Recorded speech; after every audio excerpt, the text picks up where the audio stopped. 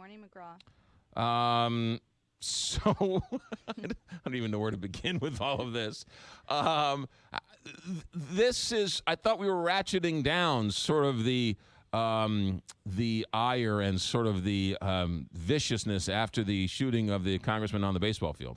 Well, this isn't going against Democrats or partisanship. This is going against the media. President Trump is definitely escalating his war of words with journalists. And with this video, you have some who are saying the president's inciting violence against reporters. Well, some in the White House and conservatives are saying it's another example of the media being unable to take a joke. But when you look at this GIF, it's an interesting tweet to come from the president, that's for sure. And right before he's preparing to head out for the G20 summit. And so, while he's taking calls from Bedminster with leaders who will be part of that summit, this tweet over the weekend definitely partially a distraction from that agenda. Yeah, the media taking a joke. The media did hold the White House Correspondents' Dinner, in which Donald Trump wouldn't show up. So who can and who can't take a joke, I think, is an interesting point of view. But there's a larger question to this, Serena, and the question is, why isn't he tweeting about his health care bill? Why is he sort of trying to pick a fight when he should be using his power of the bully pulpit to sort of get his point across about health care? Well, and one thing that kind of got lost over this weekend is that when he did tweet about healthcare last week, he said, perhaps we'll do repeal first, get rid of all of the Affordable Care Act, all of Obamacare, and then replace it later, which was what they had originally talked about doing, I think, a year ago.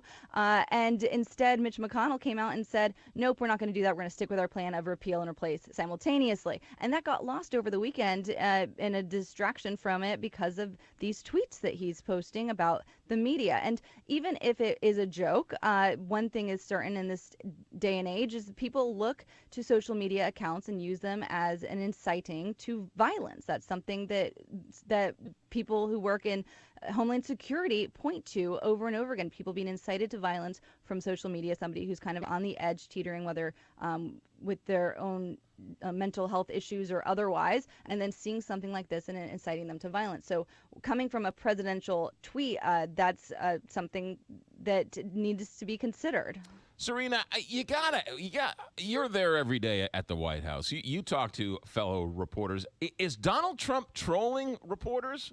I mean, is he just looking for trouble? I mean, there's no other option other than he's just looking to get a rise out of members of the media. Well, the president has said from the beginning he's going to use his Twitter account, his social media, to speak directly to the American people and go around the media because he sees the coverage as unfair. But one thing we have to keep in mind is every president sees their coverage as unfair. This isn't new for a president to think that the media doesn't cover them fairly, because the job of the media is to ask tough questions and to point out things that the administration doesn't want, any administration doesn't want to be pointed out. That's the whole idea behind a free press and why it's in the First Amendment of the Constitution.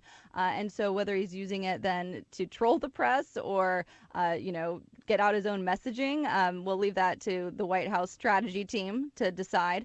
But it's one thing, like we talked about earlier, distracting from his agenda, distracting from these preparations for the G20 summit, healthcare, tax reform, because instead of being able to focus on those issues, everything always comes back to those presidential tweets. The other thing, too, is they talk about CNN, and they had that report that they had to retract, and they ended up firing, I think, 2 or 3 reporters.